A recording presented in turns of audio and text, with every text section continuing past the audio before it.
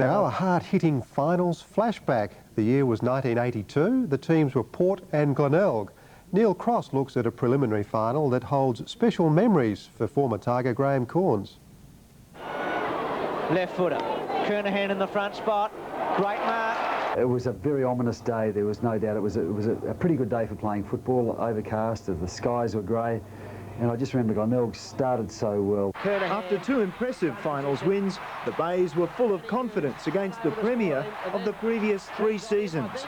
And then, about halfway through the second quarter, I could hear, maybe 20-minute mark of the second quarter, I could hear this big roar in front of the members' stand, and I looked over, what's going on here? And then I saw David Granger, who'd started on the bench. He'd taken the tracksuit off and he was running up and down and he was warming up, and I thought, uh-oh. His nickname at the time was Grave Danger.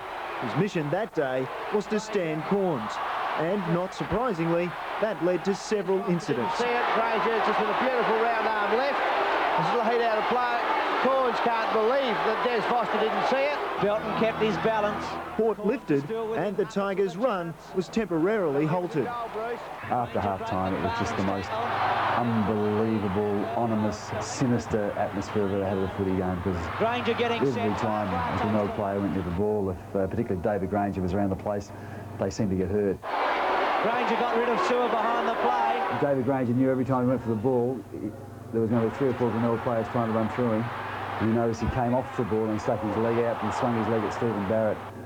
Broke Stephen Barrett's leg. The crowd really took to Johnny Carl at the end of the game too. I mean, it's one of the games that I've just never seen so much anger and frustration.